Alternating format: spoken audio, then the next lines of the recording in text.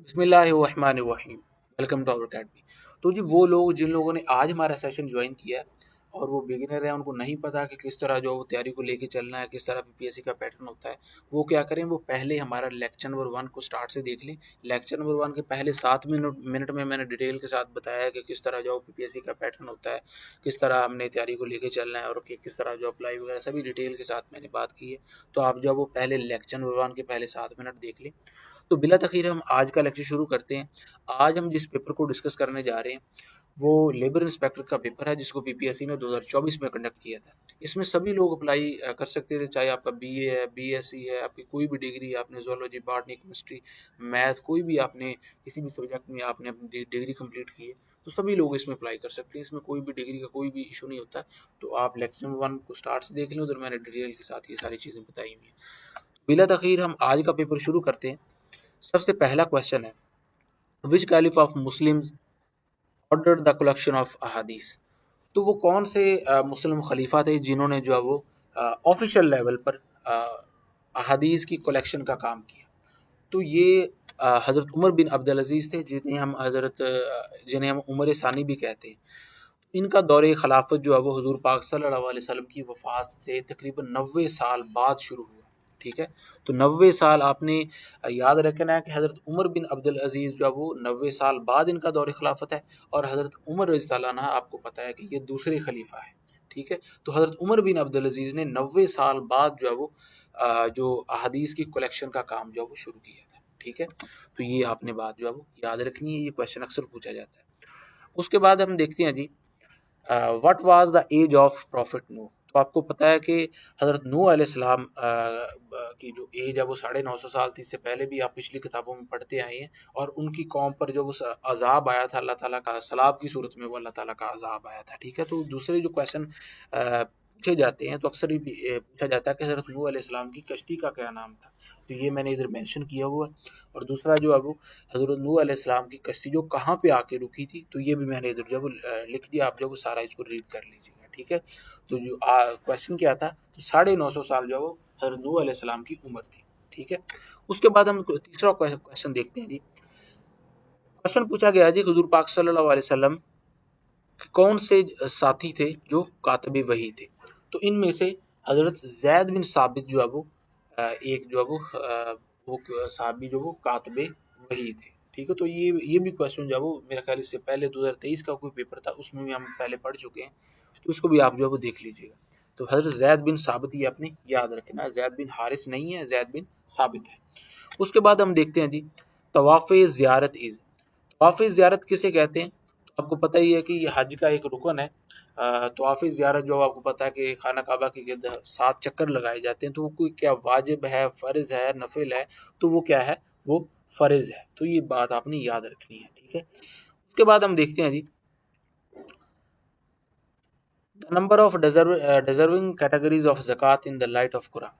तो कुरान करीम में 8 ऐसे लोग हैं जिनको जो वो अल्लाह ताला ने बताया कि आप इन लोगों को ज़कात दे सकती हैं। आम ज़ुबान में हम कहेंगे 8 लोगों को, 8 तरह के लोगों को ज़कात लगती है। उसके बाद हम छठा क्वेश्चन देखते हैं जी, which prophet agreement called the world first written constitution. अक्सर आपने पीपीएससी के क्वेश्चन में देखा होगा कि वो पूछते हैं कि जी वर्ल्ड दुनिया का पहला रिटन कॉन्स्टिट्यूशन कौन सा था। तो वो कहते हैं क्या कहते हैं जी, मैग्ना कार्टा। तो मैग्ना कार्टा के बारे में क्वेश्चन आता है। तो हालांकि वो मैग्ना कार्टा गलत है।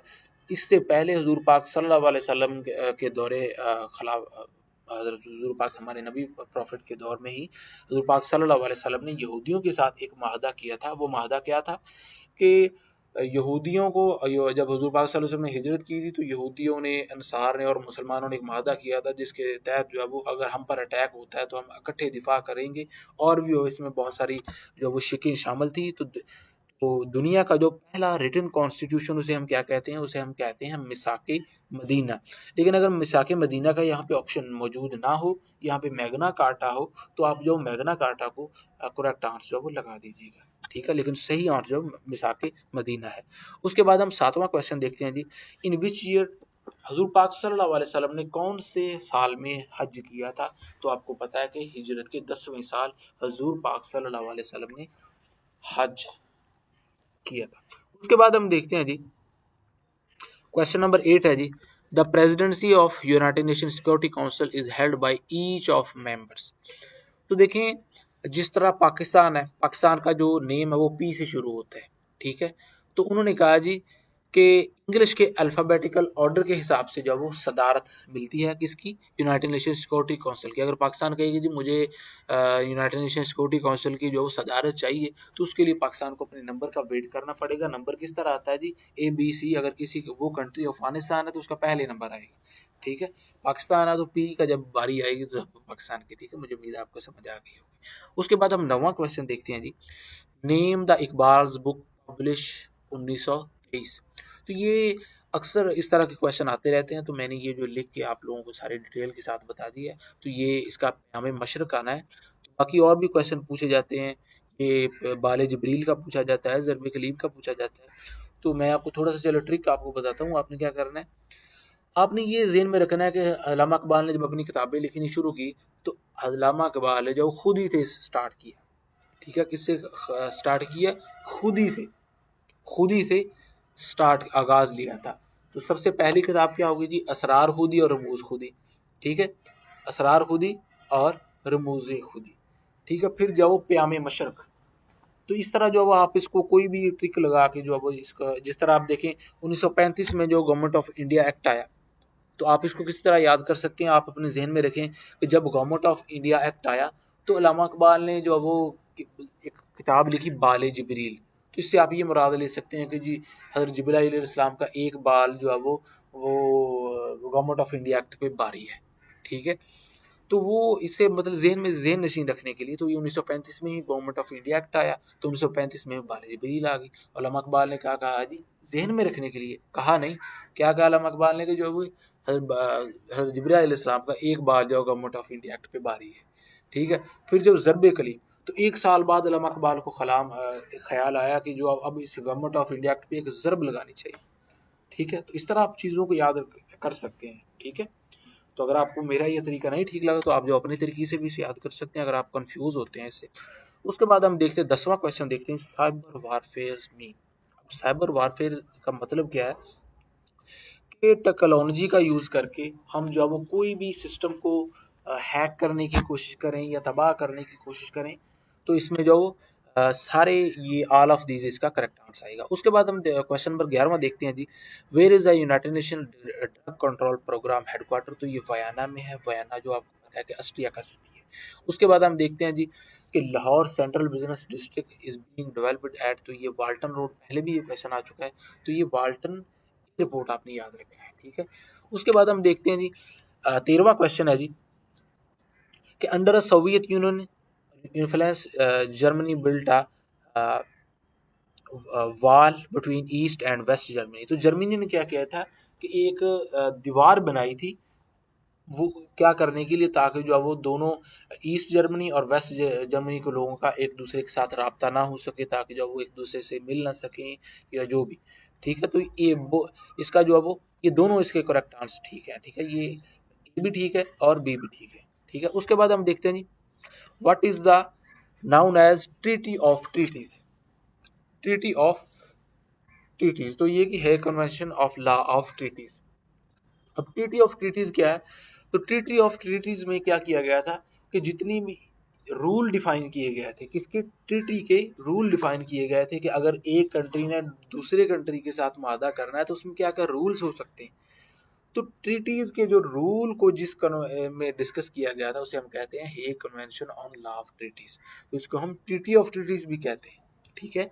इसके दो नाम हो गए जी, ट्रीटीज ऑफ ट्रीटीज भी हो गया, Hague convention of law of treaties ये भी हो गया, ठीक है। तो इसमें मैंने आपको बता दिया कि ये क्या चीज़ है, ये भी आप नीचे भी आप इसको रीड कर सकते हैं। उसके बाद 15वां क्वेश्चन देखते हैं जी कि जस्टिस पे सबसे ज़्यादा जोर किसने दिया था, ज़्यादा जोर जस्टिस पे किसने दिया था, तो वो अरस्तू थे, ठीक है। तो अरस्तू ने जो है वो एक बुक भी लिखी थी,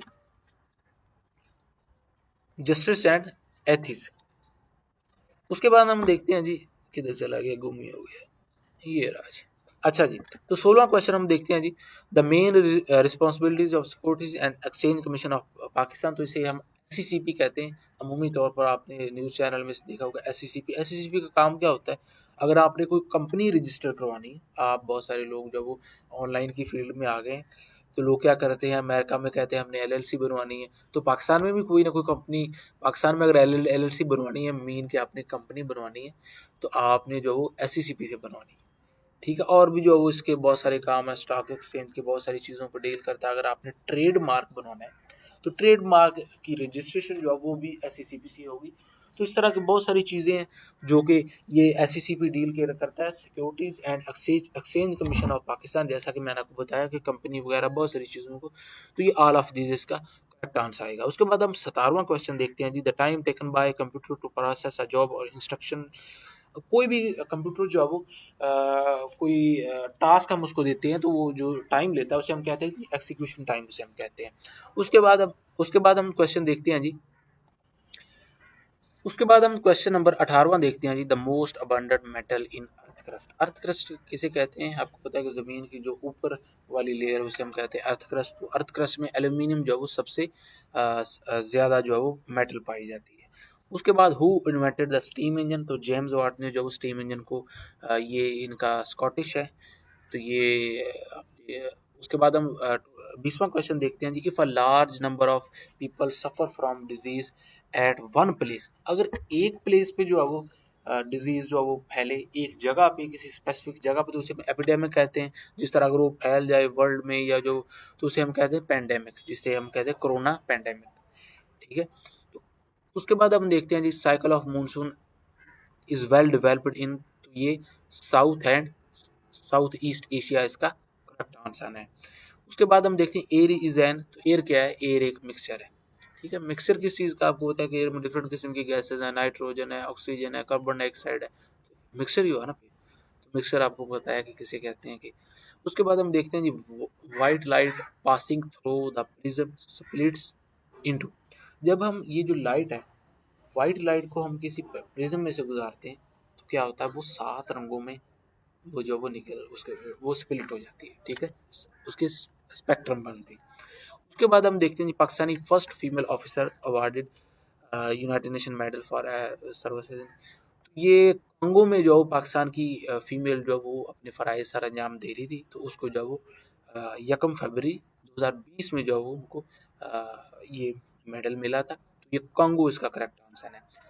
the book Pakistan heart of Asia was written by. तो इसको लियाकत अली खान ने लिखा था। अभी रिसेंटली मैं साथ ही जो एक वीडियो भेजूंगा ग्रुप में, तो हमें जो 50 मशहूर किताबें हैं जो कि बीपीएससी में अक्सर पूछी जाती हैं, तो वो जो उसके मैं ऑथर और सभी मैं जो आपको डिलीवर कर दूंगा। ठीक है, तो इसका करेक्ट आंसर लियाकत अली खान आना है। Who presented the Pakistan resolution. तो पाकिस्तान रेजोल्यूशन जो वो ए के फजल हक ने पेश की थी, और ये 1940 में पेश किया गया था, और ए के फजल हक का ताल्लुक जो वो बांग्लादेश से था। और ये पाकिस्तान आर्मी ने इनको जब वो काफ़ी इनकी लड़ाई हो गई थी, और मतलब यह कि काफ़ी इनके हुसैन शहीद सोहरावर्दी, ख्वाजा नाज़मुद्दीन, तो ये इनके पाकिस्तान आर्मी के साथ जो क्लैश चल रहे थे, तो फिर जब वो यूब खान ने मार्शाला लगा दिया था। तो ये सारे उसके बाद हम 27वां क्वेश्चन देखते हैं जी। कौन सी बरतानिया की क्वीन थी जिसने जो वो जिसको हम इम्प्रेस ऑफ इंडिया जो वो अपने आप को डिक्लेयर किया था? तो वो 1877 में किया था। ठीक है, 1877 में जो वो एम्प्रेस ऑफ इंडिया इसको जो डिक्लेयर किया गया था। उसके बाद हम देखते हैं जी। क्वेश्चन नंबर 28वां देखते हैं जी। दुनिया में कितने समुंदर हैं? तो दुनिया में आपको पता है कि 5 समुंदर हैं। इसको याद करने का तरीका पैसा पैसा आपने याद रखना है। पी से मुराद पैसिफिक, ए से मुराद अटलांटिक, इंडियन, साउथ। तो इस तरह जो आप पैसे से इसको याद कर सकते हैं। 29वां क्वेश्चन है जी। पाकिस्तान ने जो आखिरी दफ़ा हॉकी का वर्ल्ड कप जो कब जीता था? तो 1994 में जीता था। जैसा कि आपको मालूम है, 92 में वर्ल्ड कप जीता गया था, और 94 में 2 साल बाद जो हॉकी का वर्ल्ड कप जो कि आखिरी हमने जीता था। उसके बाद हम 30वां क्वेश्चन देखते हैं जी। किधर चला गया जी? ये गुम हो जाता है एक तो। चलो, ये मिल गया। तो 30वां क्वेश्चन देखते हैं जी। 30वां क्वेश्चन है जी कि अच्छा देखें, ये 2012 को 2012 को एक पाकिस्तान आर्मी पे एक जो बर्फानी तोदा गिरा था, ठीक है, आपको पता होगा शायद, वो लोग जिनका न्यूज़ से ताल्लुक़ है। तो आज से कोई 10-12 साल पहले जो वो ये तो बर्फानी तोदे में बहुत सारी शहादतें हो गई थी। तो ये डेट के बारे में पूछा गया कि जो कब जो वो ये तोदा गिरा था, ठीक है। तो उर्दू में तोदा कहते हैं। तो आप जो परेशान ना हो जाइए ये क्या बोला जा रहा है। तो ये सियाचिन ग्लेशियर में ये वाक़या पेश आया था। तो ये डेट पूछी गई है, तो 7 अप्रैल 2012 इसका करेक्ट आंसर है, ठीक है। उसके बाद हम देखते हैं जी, United Nation charter was sign, तो ये जून 1945 में साइन किया गया था। और आपको पता है कि यूनाइटेड नेशन का क़याम भी जो वो इसी साल हुआ था। और चाइना ने मेरा ख्याल जो सबसे पहले इसे साइन किया था। उसके बाद हम देखते हैं जी, Osama bin Laden was killed in Abbottabad. अब एबटाबाद जो केपीके का एक सिटी है। तो उसामा बिन लादेन को जो अमेरिकन फ़ौज ने आकर जो वो 2011 में उसको हलाक कर दिया था। और आपको पता है कि पाकिस्तान आर्मी को ये पता नहीं चला था कि वो 2-3-4 घंटे रहे, अपना ऑपरेशन करके चले गए। और हमारी आर्मी जो है वो उनको बाद में पता चला, वो अपनी ज़िम्मेदारियों से गाफिल रही थी। उसके बाद हम 33वां क्वेश्चन देखते हैं, history written by father of history. ये जो वो हिस्ट्री जो लिखी गई थी, इन्होंने लिखी थी, वो वार पे लिखी थी, ठीक है। तो पुराने ज़माने में ये होता था, उस वक़्त कोई भी मज़हब नहीं देखा जाता था। लोग क्या करते थे कि ऐसे पुराने वक्तों में वो घोड़े पे बैठते थे। अगर वो उन्होंने मशरक़ की तरफ दौड़ा लिया तो उन्होंने मशरक़ के इलाके जो फ़तह करते जाना है। तो उन्होंने भी जो हिस्ट्री जो वार पे लिखी थी, तो ये आपने याद रखना है।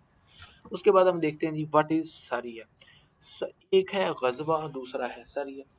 ग़ज़वा वो जंग है जिसमें हुज़ूर पाक सल्लल्लाहु अलैहि वसल्लम ने शिरकत की हो, और सरिया वो जंग होती है जिसमें हमारे नबी ने शिरकत ना की हो। उसके बाद हम देखते हैं जी,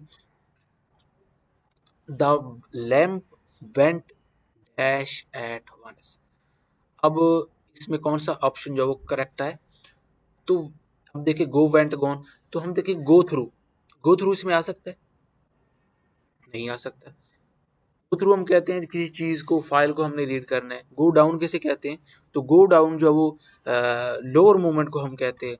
और गो आपको आपको पता है कि अपवर्ड मूवमेंट को कहते हैं। तो यहाँ पे कौन सा ऑप्शन जो है वो करेक्ट आएगा, वेंट आउट। कौन सा आएगा, वेंट आउट। गो की दूसरी फॉर्म है, आपको पता है कि गो वेंट गॉन।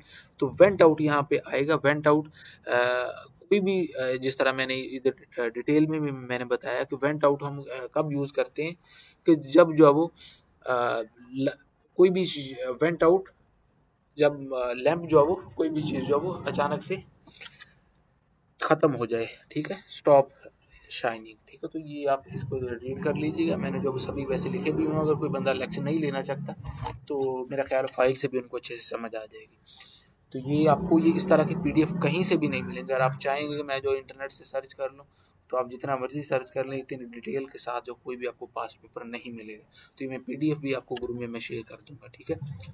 उसके बाद हम देखते हैं जी, वंस किधर चला गया जी, upon the inquiry I found that I had dash the car. तो ये कौन सा सेंटेंस है, तो ये है जी पास्ट परफेक्ट टेंस। तो पास्ट परफेक्ट में आपको पता है कि कौन सी तीसरी फॉर्म लगनी है, इसको आप देख लीजिएगा, मिस्टेकन आएगा इसमें। उसके बाद हम देखते हैं सेलेक्ट द मोर, इसमें जो the more dangerously a person lives, the more likely she is to die young, ठीक है। तो ये इसमें देखेंगे डायरेक्ट रिलेशन है। तो इसमें जो है वो क्या डायरेक्ट रिलेशन में जो है वो, तो फिर ये 20 का जो करेक्ट आंसर आएगा, ठीक है। उसके बाद हम देखते हैं जी 38 क्वेश्चन देखते हैं जी, तारिक सईद। तो इसके हमने क्या करना है, इसका ये डायरेक्ट इनडायरेक्ट का क्वेश्चन है। तो ये सेंटेंस कौन सा है, चेक कीजिएगा। तो ये इंशाल्लाह मैं वीडियो भी ग्रुप में जो वो डायरेक्ट इनडायरेक्ट एक्टिव पैसिव की मैं भेज दूंगा। तो ये बन रहा है जी प्रेजेंट परफेक्ट टेंस।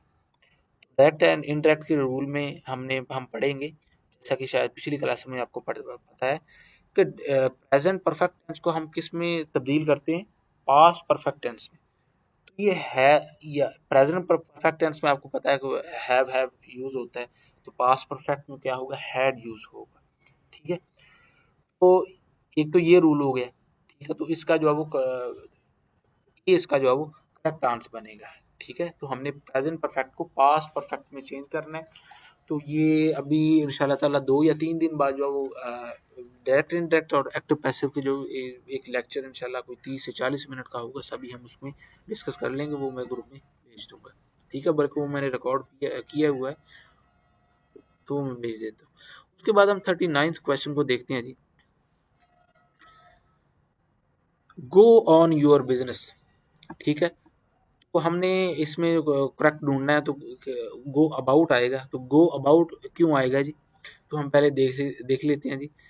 गो इन क्यों नहीं आएगा, गो इन कोई भी चीज़ नहीं है, गो ऑफ कोई भी करेक्ट जो फेज नहीं है। तो फिर जो वो गो अबाउट ये करेक्ट आंसर है। तो गो अबाउट कोई हम वहाँ पे यूज़ करते हैं जब जो हम कोई काम स्टार्ट कर रहे हो या किसी चीज़ से एंगेज हो रहे हैं, तो हम गो अबाउट का यूज़ करते हैं, ठीक है। उसके बाद हम 40वां क्वेश्चन देखते हैं जी। वी टाइड ओवर, ठीक है। टाइड ओवर ये एक फिक्स प्रपोजिशन है, तो इसमें आप देखिए टाइड ओवर जो है वो करेक्ट, ठीक है। तो ये टाइड ओवर आएगा। उसके बाद हम देख लेते हैं जी 41वां क्वेश्चन है। My house is much larger than. तो देखें ये इसमें आप देखें कि एस्ट्रॉफी आपको पता है कि यूर्स के साथ एस्ट्रॉफी नहीं आती, तो ये तो बिल्कुल ही गलत है ना, ये दोनों ही गलत है। यहाँ पे एस्ट्रॉफी आ ही नहीं सकती, ठीक है। तो यूअर्स आएगा यहाँ पे, एस्ट्रॉफी बिल्कुल नहीं आ सकती यहाँ पे। उसके बाद हम देखते हैं जी 42वां क्वेश्चन है जी। Her economic situation has got even rose since the gave her job because of illness, ठीक है। तो इसका जो इवन यहाँ पे यूज़ होगा, इवन क्यों यूज़ होगा, मैंने अभी मैं राइट करके हटाऊँ थोड़ी देर में, तो ये यहाँ पे इवन इसका यूज़ होना है, ठीक है। उसके बाद हम 43वां क्वेश्चन देखते हैं जी। Employees in this department always maintain, यहाँ पे मेंटेन आएगा। मेंटेन क्यों आएगा, आपको पता है कि ये प्रेजेंट इंडेफिनिट टेंस है।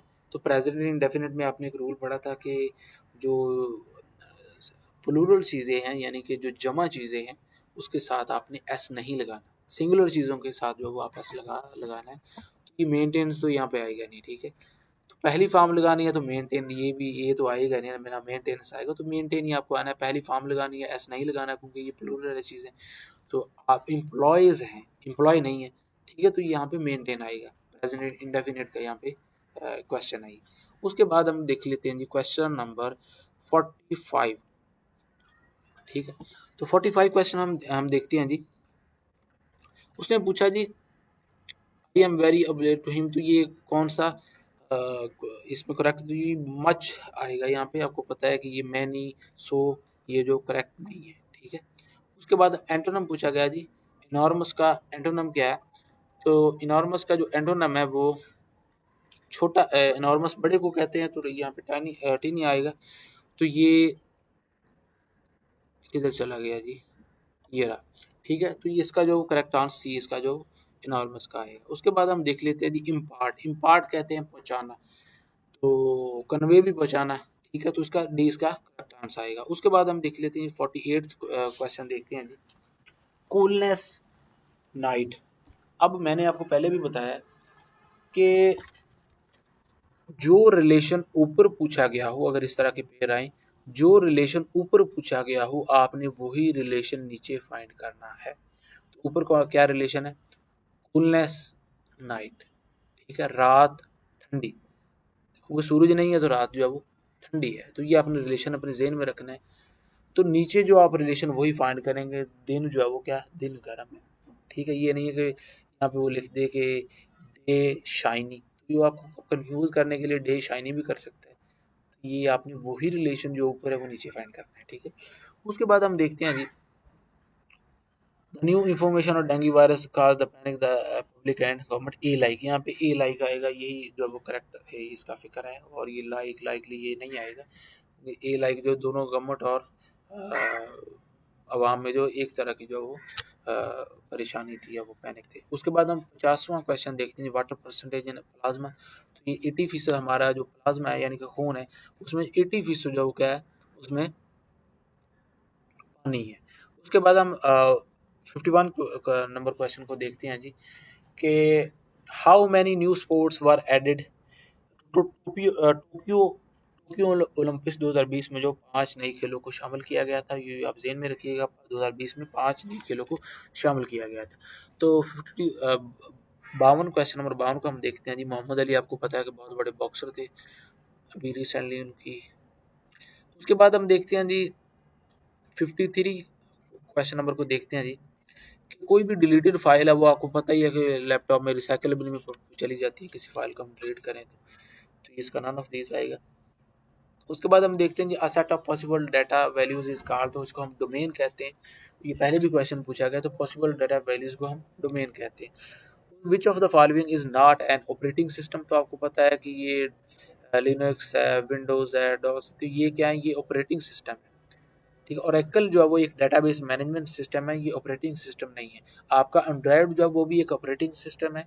अगर कोई बंदा जो है वो एंड्रॉयड यूज़ करता है या विंडोज़ फ़ोन यूज़ करता है, विंडोज़ एक जो है वो ऑपरेटिंग सिस्टम है, एंड्रॉयड एक ऑपरेटिंग सिस्टम है, आईफोन का अपना ऑपरेटिंग सिस्टम है। ठीक है। तो ये सारे ऑपरेटिंग सिस्टम है, लेकिन ये डी इसका करेक्ट आंसर है। उसके बाद हम 56 क्वेश्चन को देखते हैं जी। Action button is use to define slide file a website and sound, तो ये एक्शन बटन यहाँ पे जो करेक्ट आंसर इसका आएगा। Where is a computer mouse moves over a table surface the track. अच्छा देखें, ये मेरे हाथ में माउस है, अब मैं इसको हिला रहा हूँ तो क्या हो रहा है, ये मैं हिला रहा हूँ तो क्या हो रहा है, ये हमारा जो इधर जो मैं आपको जो भी तीर वगैरह वो इधर हिल रहा है। तो ये मैंने नीचे पिक्चर लगाई है, इसमें आप देखें कि ये ट्रैक बाल है, ये क्या है, ये ट्रैक बाल है। इसमें माउस को हिलाना नहीं पड़ता। ठीक है। इसमें माउस एक जगह रहे, आप इस ट्रैक बाल को जो वो करके कोई भी काम कर सकते हैं। ठीक है। तो ये आप ज़हन में रखिएगा। उसके बाद हम देखते हैं 58th क्वेश्चन है, ये मैंने वैसे सॉल्व भी किया हुआ है नीचे, इसको भी आप देख लीजिएगा। वैसे मैं आपको इधर भी रीड करवा देता हूँ। Jerry estimate that there are M marble in jar. Jerry ने एस्टिमेट क्या किया जी, जेरी ने सोचा जी इसमें एम मार्बल है। क्या कितने मार्बल है, एम मार्बल। जेरी ने क्या सोचा, एम। ठीक है। Harry knows the actual number of marbles in jar. ठीक है। वो एक्चुअल नंबर क्या है, वो एक्चुअल नंबर उसने कहा कि उन्होंने क्या दिया जी, एन है वो। ठीक है। एक्चुअल नंबर क्या है, एक्चुअल नंबर एन है। तो एन यहाँ पे मेरे ख्याल क्वेश्चन में ये मैं टाइप कर देता हूँ, यहाँ पे गलती हुई है। जेरी जो एस्टिमेट कर रहा है वो एम मार्बल है, जो एक्चुअल नंबर है वो एन है। ठीक है। अब जेरी जो सोच रहा है ना, वो 10, या तो वो 10 क्या कर रहा है, जेरी की जो एस्टिमेट कर रहा है, या तो वो एक्चुअल से 10 कम है या 10 ज़्यादा है। तो उन्होंने बता दिया कि 10 मार्बल जो है वो 10 मार्बल का उसमें फ़र्क है। ठीक है। तो अब इस हिसाब से रिलेशनशिप के हिसाब से हमने जो वो ये देखना है कि कौन सा जो वो करेक्ट आंसर है। तो देखें, जेरी ने एस्टिमेट एम किया था, इसमें आप देखिए एम माइनस 10। ठीक है। और फिर क्या किया जी, एम प्लस 10। क्योंकि या तो वो 10 कम हो सकते हैं या ज़्यादा हो सकते हैं। ठीक है। किसमें, जो जेरी ने एस्टिमेट किया था, जेरी ने क्या किया था, एम एस्टिमेट किया था। ठीक है। तो इसमें आप देखें कि actual with 10 marble of Jerry estimate, Jerry की सोच से 10 या 10 नंबर कम या 10 मार्बल ज़्यादा हो सकते हैं। तो पहला जो आप देखिए, इसमें उन्होंने एन प्लस 10 किया हुआ, तो एन जो है वो एक्चुअल नंबर है जो कि हैरी ने सोचा है। हैरी का जो उसमें हमने 10 ऐड नहीं करना। ठीक है। वो हैरी तो ठीक है, हैरी को तो एक्चुअल नंबर पता है। ठीक है। जेरी ने जो एस्टिमेट जो वो 10 नंबरों का आगे पीछे किया हुआ है, तो या हम क्या करेंगे, या तो 10 नंबर कम है तो या 10 नंबर वो ज़्यादा है। तो इस हिसाब से बी जो वो इसका करेक्ट आंसर बनेगा। मजीद आप जो इसमें मैंने सारा डिटेल जो वो इसको जो वो, वैसे मैंने सॉल्व नहीं किया, ये तो इंटरनेट पे मुझे मिल गया था। ठीक है। तो मैंने ज़हमत नहीं की टाइप करने की। उसके बाद ये देखें, पेपर बनाने में बहुत मेहनत है इसमें। ये पेपर आप शायद देख रहे हो कि ये इस तरह एक पीडीएफ है, आपको नज़र आ रहा है। तो इसमें यकीन माने कि 4 से 5 घंटे जो मिनिमम मैं आपको बता रहा हूँ, 4 से 5 घंटे में मिनिमम इसमें लग जाते हैं। उसके बाद हम 59 क्वेश्चन नंबर को देखते हैं जी। How many pieces of 32 cm can be cut from.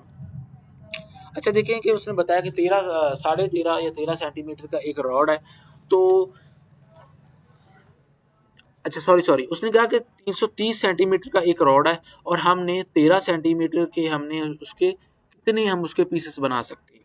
ठीक है। तो उसके लिए हमने एक फार्मूला यूज़ करना है। फार्मूला क्या है, number of pieces plus multiply by length of one piece. तो लेंथ ऑफ वन पीस हमको मालूम है, ठीक है, वो कितनी है जी, वो है जी वन पीस की लेंथ है जी जो हमें दरकार है, जो हम कहते हैं कि इतना हमने पीस हमने कट करना है, वो है 13 सेंटीमीटर तकरीबन, और टोटल जो लेंथ है वो है 330 सेंटीमीटर। ये हमने देखें यहाँ पे हमने पुट कर दिया 330 जो है वो फार्मूला हमने पुट करके नीचे वैल्यूज लिखी, तो हमारा जो करेक्ट आंसर क्या बनेगा, 25 इसका करेक्ट आंसर बनेगा। तो कोई भी अगर इस तरह का क्वेश्चन आता है तो ये फार्मूला आपको याद करना पड़ेगा, इसी फार्मूले के तहत जो है वो आप इस क्वेश्चन को सॉल्व कर सकते हैं। उसके बाद हम जी क्वेश्चन नंबर 60 को देखते हैं जी। उन्होंने कहा जी a group of 5 clerks have been assigned. तो मैं आपको वैसे मैंने ये पहले अभी 20-25 मिनट लगा के ये क्वेश्चन सारा किया है, टाइप किया है, तो मैं आपको इधर ही समझा देता हूँ। तो देखिए क्वेश्चन ये है कि जी 5 क्लर्क है, उनको टास्क दिया गया कि उन्होंने जो वो 24,000 लेटर जो इन्वेल्प में डाल रहे, कितने 24,000 लेटर इन्वेल्प में डाल रहे हैं। तो उन्होंने क्या किया, उन्होंने पहले 2 घंटों में कितने इन्वेल्प डाले हैं, तो ये सारा अब देखें इधर सारी वैल्यूज मेंशन है। तो पहले 2 घंटों में हमने वो सारा उसको ऐड किया, तो पहले 2 घंटों में उन्होंने जो 12,600 लेटर जो इन्वेल्प में डाले, पहले 2 घंटों में 12,600 लेटर उन्होंने इन्वेल्प में डाले। अब हमने क्या करना है जी, अब हमको जो है वो 24,000 हमने जो लेटर इन्वेल्प में डालने, तो पहले 2 घंटों में 12,600 लेटर उन्होंने डाल दिए, ठीक है। अब हम क्या करेंगे, बाकी 24,000 में से जो हमारे 12,600 उसको माइनस कर देंगे, तो ये 11,400 जो अभी बाकी हैं जो कि उन्होंने इन्वेल्प में डालने। तो उसके हम क्या करेंगे, 1 घंटे में वो कितना काम कर रहे हैं, ये तो हमने 2 घंटे का हिसाब लगाया ना, अब हम वो हिसाब लगाएंगे 1 घंटे में वो कितना काम कर रहे हैं। तो 1 घंटे में जो वो 3800 लेटर जो वो इन्वेल्प में डाल रहे हैं, कितने 3800 लेटर जो वो इन्वेल्प में डाल रहे हैं, ठीक है, 1 घंटे में। 1 घंटे में 3800 लेटर जो वो ए बी और ई जो पर हावर में जो इन्वेल्प में डाल रहे हैं। तो अब हम क्या करेंगे, अब हम डिवाइड कर देंगे किसको, जो हमने ये वैल्यू फाइंड की है उसको हम डिवाइड कर देंगे किसी 3800 के साथ, तो हमारा जो करेक्ट आंसर आ जाएगा, ठीक है। उसके बाद हम क्वेश्चन देखते हैं जी, if one angle of parallelogram is 24 degrees less than twice the smallest angle. अब देखिए पैरेललोग्राम क्या होता है, पैरेललोग्राम में आपको पता है कि जो सामने वाले अपोजिट एंगल है वो बराबर होते हैं, वो क्या होते हैं, वो उनकी जो लेंथ है वो साइड्स की वो भी बराबर होती है, तो सामने वाले इसमें बराबर। अब देखें इसमें जो सबसे छोटा इसमें एंगल है उसको हम एक्स जो वो अज्यूम कर लेते हैं, और इसमें आप देखें कि जो बड़ा एंगल है वो 2x-24, तो ये बन रहा है। उसमें आप देखें उन्होंने बताया कि 24 degrees less than twice the smallest angle. तो स्मॉलेस्ट एंगल जो बड़ा एंगल है वो बड़ा एंगल क्या बनेगा, 2x-24, ठीक है। तो ये हमारे बड़े एंगल की वैल्यू आ गई, और हमारा छोटा एंगल जो है वो क्या आ गया, 1 मिनट जी, ये रहा जी हमारा बड़ा एंगल, और ये रहा जी हमारा छोटा एंगल, ठीक है। अब इन दोनों के दरमियान जो वो आपको पता है कि दोनों साइड के दरमियान जो एंगल बनता है, दोनों साइडों के दरमियान वो कितना एंगल बनता है, वो बनता है जी 180 डिग्री का, ठीक है। दोनों साइडों के दरमियान जो वो कितना एंगल बनता है, 180 डिग्री का। तो ये हमारे पास जो हमने इसको छोटा एंगल जो ज्यूम कर लिया, ये हमारे पास बड़े एंगल की जो है वो, तो फिर क्या हुआ जी, ये सारे हम जब इसकी वैल्यू निकालेंगे तो क्या बनेगा जी हमारा, ये 68 इसका करेक्ट आंसर आ जाएगा, ठीक है। तो ये हमारे पास जो छोटे एंगल का, ये हमारे पास ये बड़ा एंगल सॉरी, और ये एक्स जो वो छोटा एंगल हमने ज्यूम किया था, ठीक है। उसके बाद हम क्वेश्चन नंबर 64 क्वेश्चन को देखते हैं। मकबूल गोटा life insurance policy of 15,000 rate of annual premium. तो देखिए जो एनुअल उन्होंने पे करना है, एनुअल जो इंश्योरेंस पॉलिसी का उन्होंने पे करना है वो कितना 4.5। अब कितना ये बन रहा है, 5 लाख का 4.5 हमने निकालना है, तो 5 लाख का 4.5 बन रहा है जी 22,500, कितना 22,500। तो 22,500 जब वो एनुअली पे कर रहा है, सालाना कितना पे कर रहा है जी 22,500। अब उन्होंने कहा कि जी एक और उन्होंने फीस डाल दी है, कि वो कौन सी फी है जी, पॉलिसी फी। पॉलिसी फी जो है वो कितनी है सालाना, तो वो सालाना है 0.25%, तो 0.25% बन गया जी 1250। 1250 अब हम क्या करें जी, जो 2250, 22,500 और 1250 को ऐड करेंगे तो 23,750 बनेगा। 23,750 उस पर्सन को सालाना मकबूल को क्या करना, वो देना पड़ेगा। ठीक है।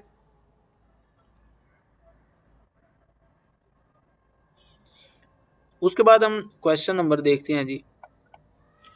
How many ways the 4 boys and 3 girls be seated in a row so that they alternate.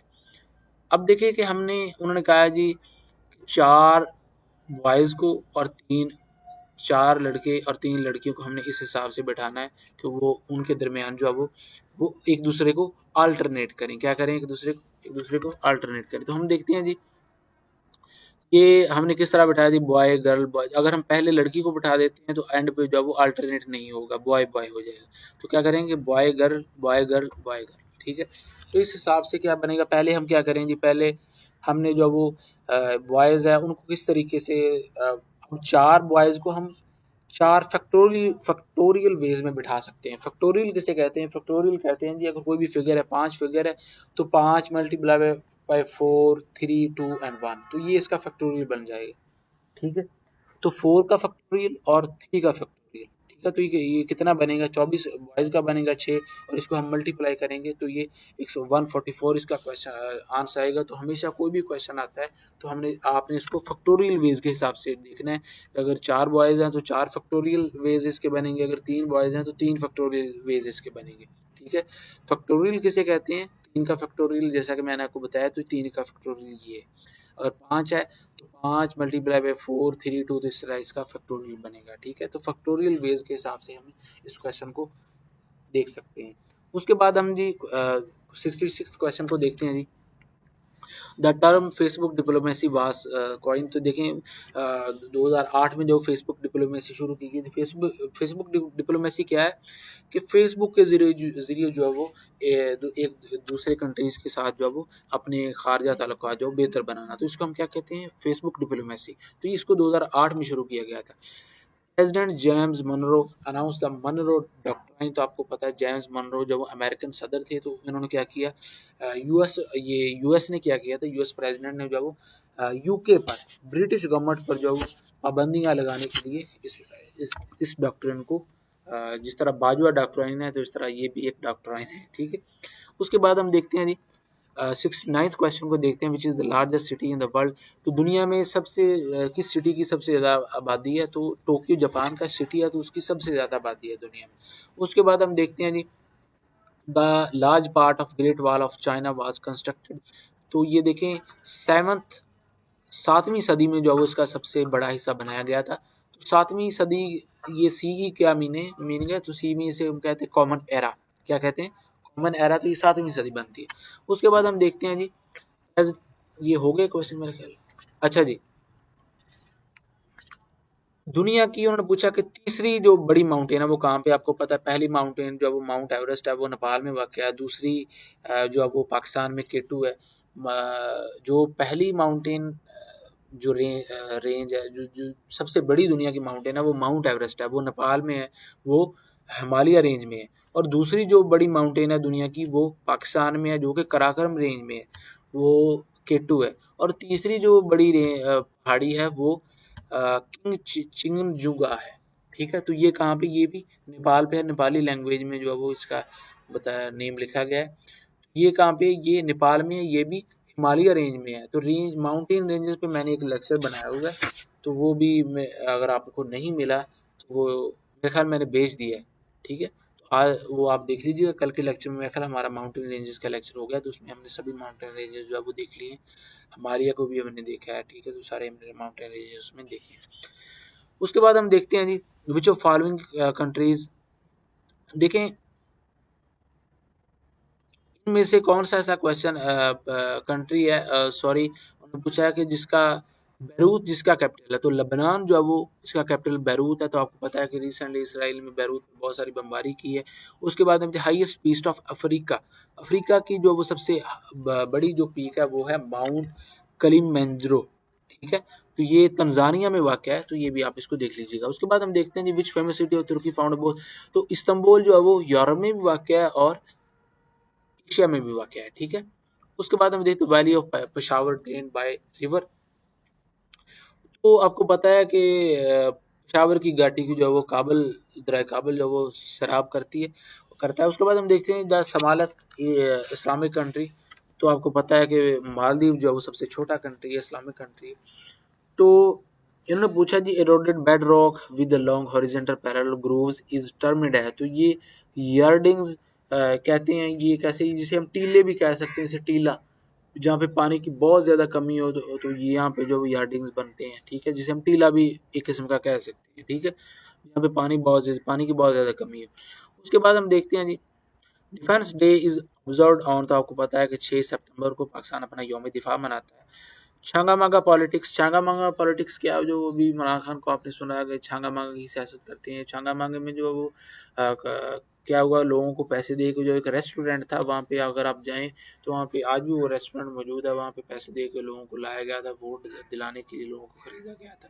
तो इसलिए जो आज भी है हमारी सियासत में जो छांगा मांगा पॉलिटिक्स का जो वर्ड यूज़ होता है। When was Malala Yousafzai. तो मलाला यूसुफजई को 2024 में 14 में जो वो नोबेल प्राइज़ मिला था। उसके बाद हम देखते हैं जी 81 क्वेश्चन को हम देखते हैं जी कि पाकिस्तान को ताजिकिस्तान, अब देखें पाकिस्तान और ताजिकिस्तान के दरमियान जो है वो एक छोटी सी गली है, छोटी सी, बहुत छोटी सी। अगर हम दुनिया के नक्शे में देखें तो वो छोटी सी गली बनती है। वो उसकी चौड़ाई कितनी है, 35 किलोमीटर। कितनी, 35 किलोमीटर।